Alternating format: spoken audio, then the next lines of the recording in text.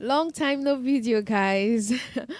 If you're just joining me for the very first time, my name is Joan Anuoluwa, and on this YouTube channel, I share on relationship, I share on life skills, I share about music, mostly my songs and maybe some other songs I enjoy.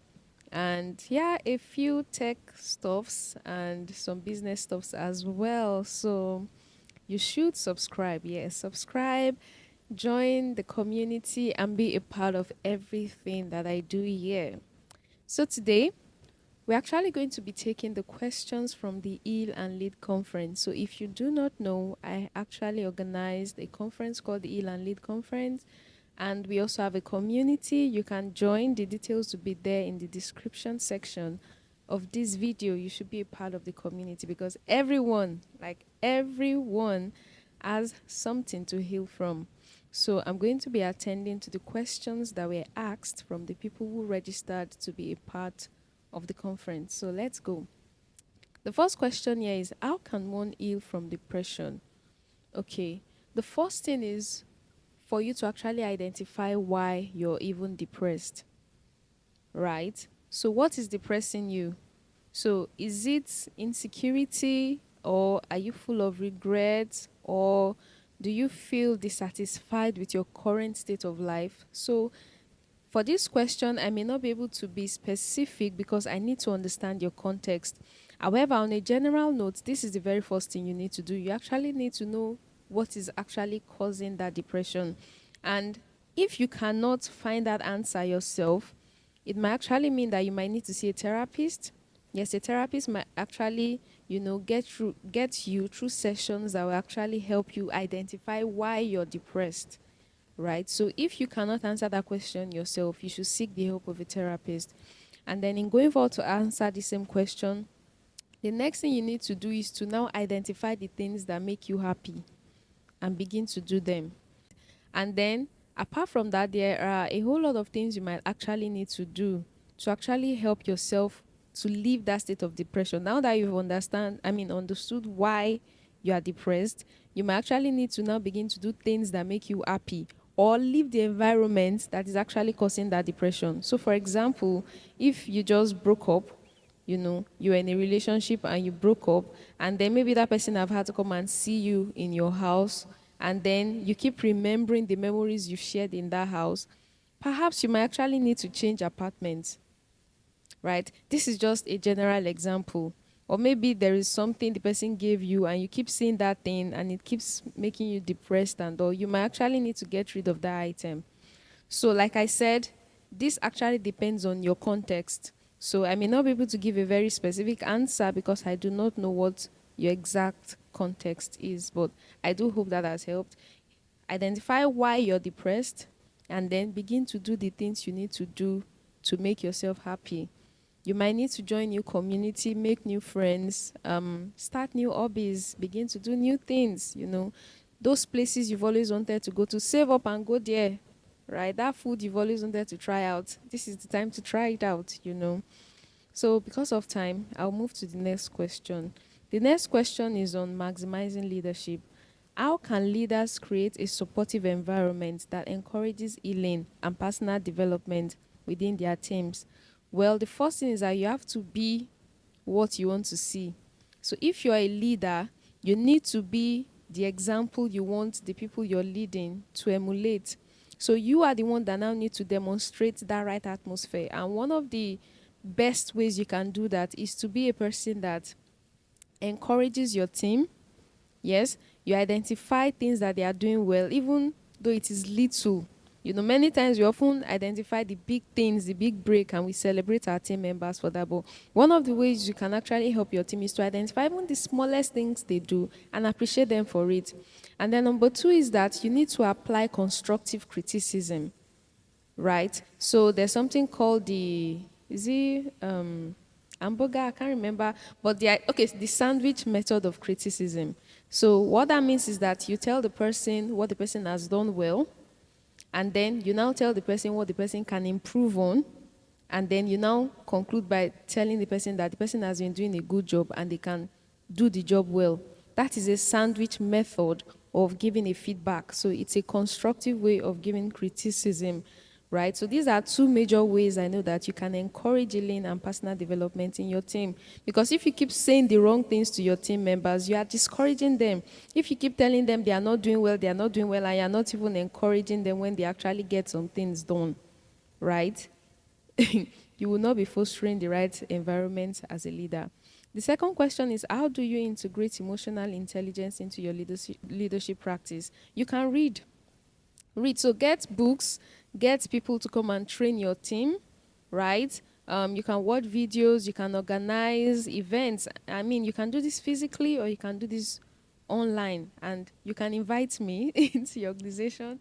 I can come and train your organization on emotional intelligence. So yeah, you can have monthly book readings. Maybe you can have a particular book that you and your team will study, and then you guys can come back and do a review on it. Yeah, those are some of the things you can do. The third question is, what specific strategies have you found most effective for overcoming personal trauma and adversity? So this person is directing the question to me. For me, the most effective thing that has worked for me is my relationship with God, right? I've always learned to lean on God every time I find myself in a down state, because literally everyone has been traumatized in one way or the other. The degrees might be different, it might vary from person to person, but there is no one that does not have some sort or some level of trauma. So for me, my relationship with God is my go-to. Okay, so let's move to the next question. How can one heal completely? I experience old backs. I think the person is trying to say setbacks from to do the things I know I can do and also the things that God has called me to do. How can I overcome this?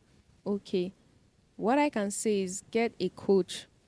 Now, there is a difference between a counselor, a counseling therapist, and a coach.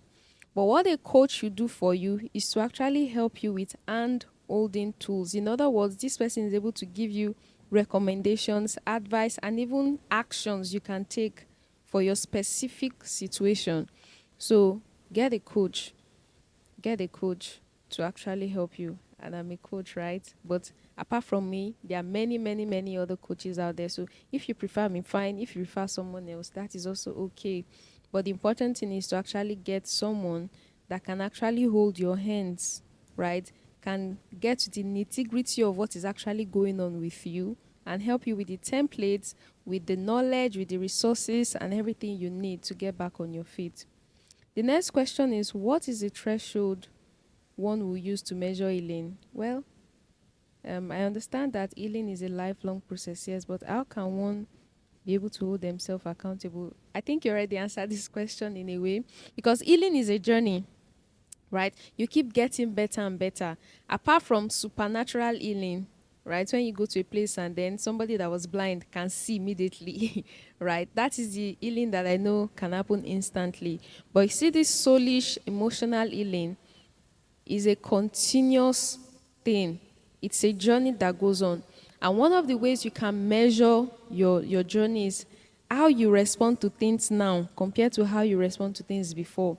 So, for example, if you find out that certain words trigger you, and there's a way you respond, maybe you become angry, you become insecure, or you become anxious. Maybe there are certain things people say, and there's just an emotional impact it has on you.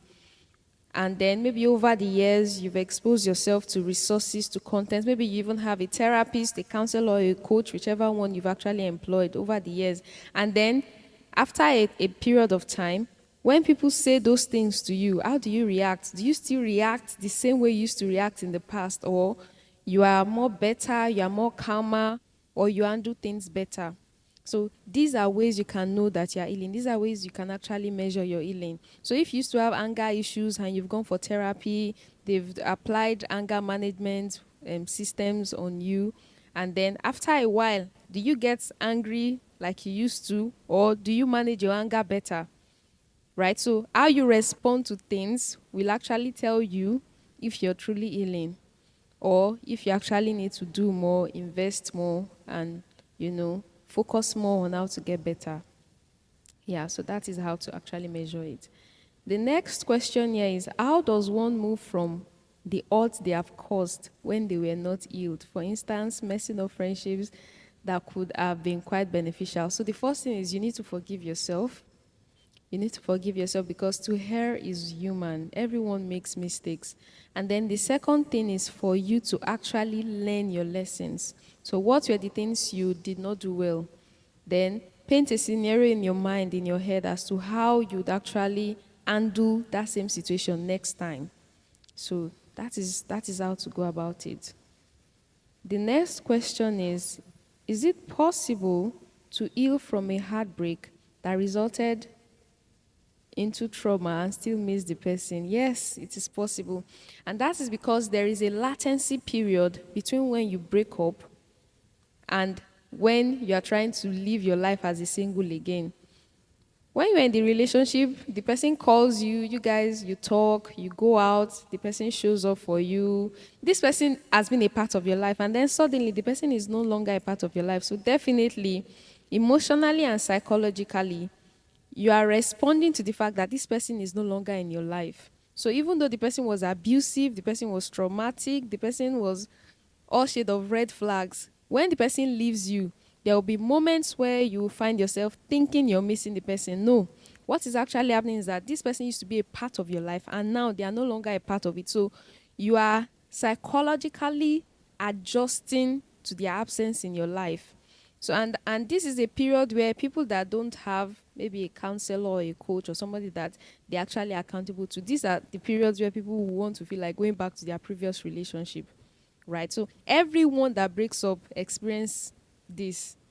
Sometimes it is in small degrees, sometimes it is in high degrees. It all depends. But I'm just giving you this knowledge free of charge that it happens to everyone. So when you are feeling like going back to your ex, just know that you're only reacting to the fact that they were a part of your life before. It's not because you love them or you miss them or they were good. No. Your psychological makeup is just reacting to the fact that they are no longer a part of your life and it will fade away eventually. And how can it fade away? Make new friends, join new circles, volunteer, be a part of new projects. Concentrate on your life. What were those goals you wanted to achieve? Do you want to go back to school? Do you want to get a new certification? Do you want to get promoted at your place of work? What professional courses should you take?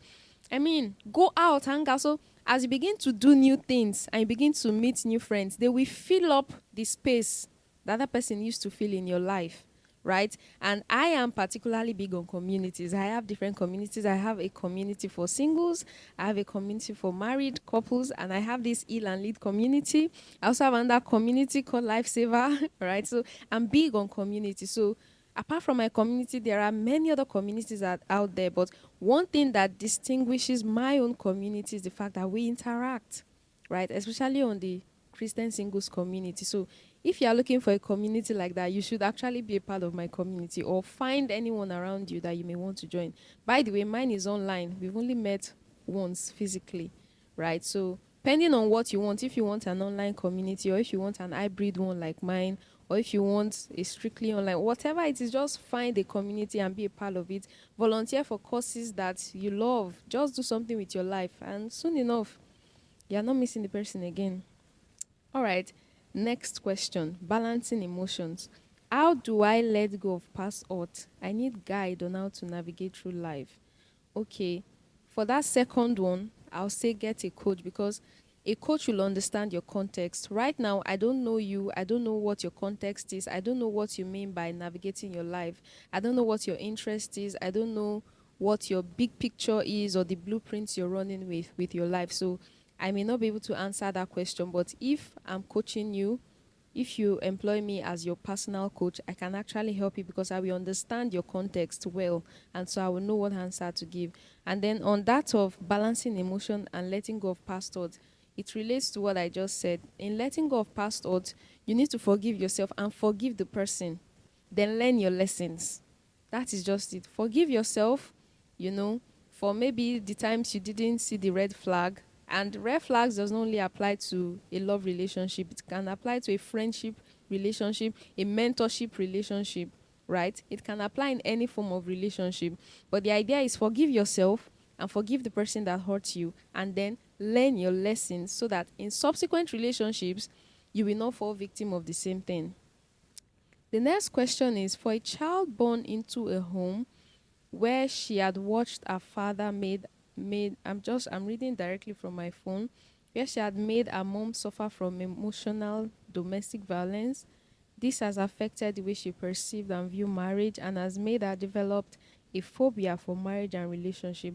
How can she heal from this? How can I heal? Okay. Well, this is a very, very big journey, right? And I can totally relate, and I really, really understand what you're trying to say here, and even the things you've not said here. It's really difficult to actually believe in marriage when you did not live in an environment where marriage worked. So one of the things you need to do is to now intentionally pray to God and intentionally seek out marriages that are working and expose yourself to them. So even if you need to go up to them and say, "Ma or sir, can you adopt me as your daughter?" Like, not in a bad way. I just want to be able to come to your house and see how things are done. Or if they don't want to allow you into their house, you can have private sessions with them. You can say, "Okay, I'd like to just spend like 30 minutes or 1 hour with you. I'll pay for lunch," and depending on how close you are with them. All I'm just trying to say is that you need to seek mentorship from people whose marriages are working. The eye effect, remember I spoke about the eye effect during the Heal and Lead conference. So the eye effect for you right now is to actually look for couples who have a working and thriving relationship and expose yourself to them. Keep them close, right? There are lots of them online, but it would be nice to actually have somebody that is more proximate, somebody that you can see physically, that you have access to almost immediately. So look for people like that and let them have that eye effect and the ear effect on you. And by the way, if you don't know what the eye effect and ear effect is, go and watch the Heal and Lead conference video. I explained it there. The next question here says, how can I heal from the loss of my child? Wow. How do I get off the feeling that it's my fault that she died? Oh. Dear sis or brother, but I'm suspecting that this is a mother. I know that this is a very, very tough one, but it's not easy to actually lose a child. It's a very, very, it's quite an experience, right? But what I'll just say is that you need to forgive yourself and trust that God can bless you with another child, right?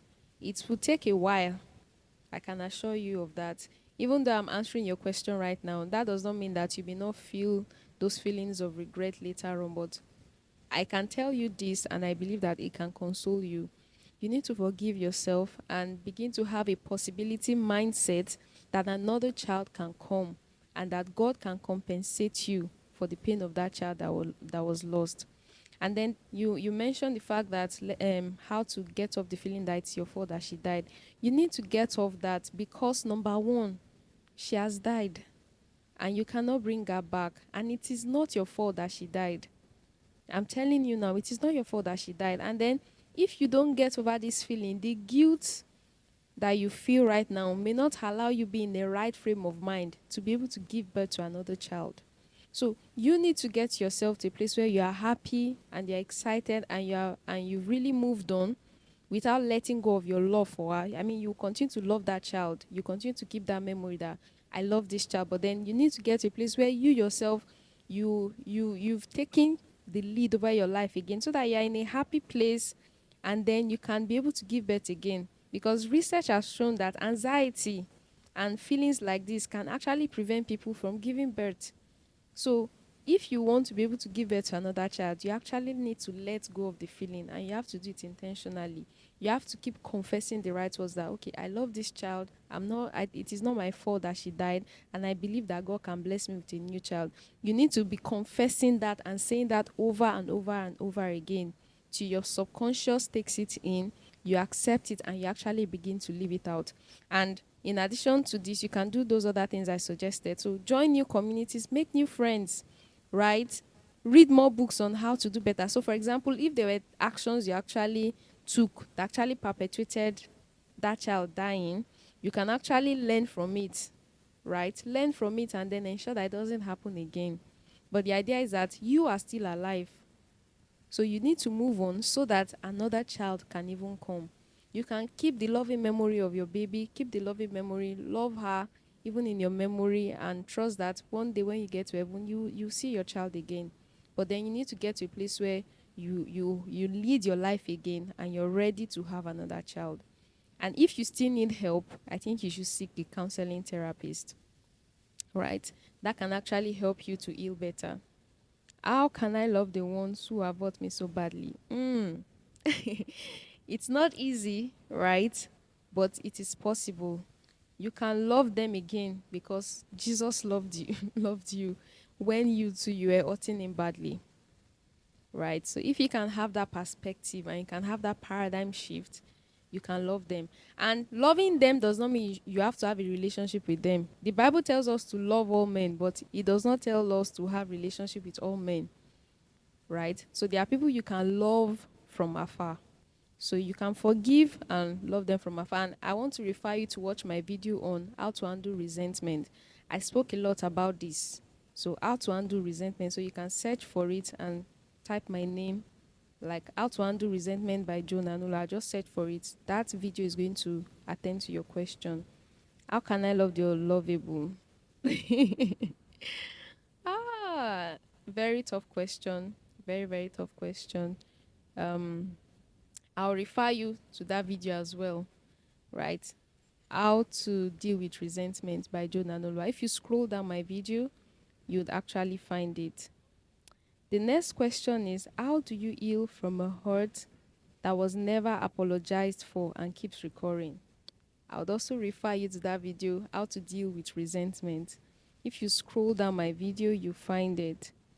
Like parent-child relationship that can be avoided. Yeah, just scroll down my video on how to deal with resentment.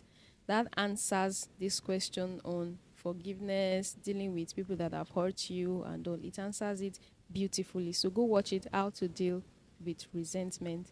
So these were the questions we got from the conference, and I hope that it has been value for your time. My name is Joan Anuoluwa, and I am a counselor, a coach, yeah, and I have this heal and lead community. If you'd like to have a one-on-one session with me, the details are there on the description part of this video. You can book a call or you can book a session with me. If you feel like the questions I've answered, you still need more questions, that means you actually need a personal coach, a personal counselor, or a counseling therapist. It means that you actually need somebody to actually hold your hands and guide you through it. And if you have not subscribed, why? Why have you not subscribed? These answers I've shared, they've been valuable, isn't it? So you should subscribe so that when next I am sharing a video, you'd actually get the notification and you will see it on your timeline. And I'd like you to do me a favor. I'd like you to share this video with one or two friends, or just copy the link and put it on your WhatsApp status. Shikena, there will be somebody around you or in your network that needs the things I've just shared here. There are some persons that may not even need to see a coach, a therapist, or a counselor, that the things I've said here would actually help them. It will really, really do a lot for them. So why not be a lifesaver? Why not be your brother's keeper and share this link with someone, or just share it on your WhatsApp story? Thank you, because I know you will do that. And let me know in the comment section how this video has blessed you, what you've learned, and more importantly, join the Heal and Lead community, because I share resources, I do videos like this, and I share other people's resources and content that can actually bless people's lives. And have you listened to my song? Yeah, go stream it on Spotify. I have a playlist called Encouragement, Worship, and Mental Health. So if you need some songs that can just help you, um, encourage you, lift your soul, especially in moments where you feel down, or you just need something that can actually speak life to you, you should actually listen to that playlist. I share it on my community as well. So why are you waiting? You should join the community. And finally, in healing and leading, I want you to know that it is a journey and you need to be patient with yourself. You may make mistakes on that journey, but don't give up. Don't let the mistakes you make on your journey of healing keep your back to the ground. Rise up and continue to heal, because even the people you admire and the people you look up to today are probably also healing and trying to take the lead over their lives.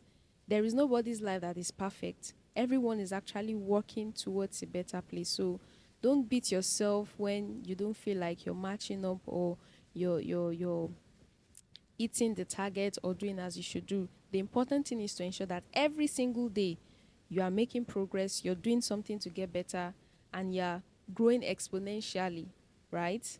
Yes, not arithmetically. Yeah, yeah, exponentially. So that is the important thing. So if you've not subscribed, subscribe. And if you've not joined the community, join. And if you've not listened to the song, listen. And that is all for today. And I look forward to seeing you on my next video. All right. Bye.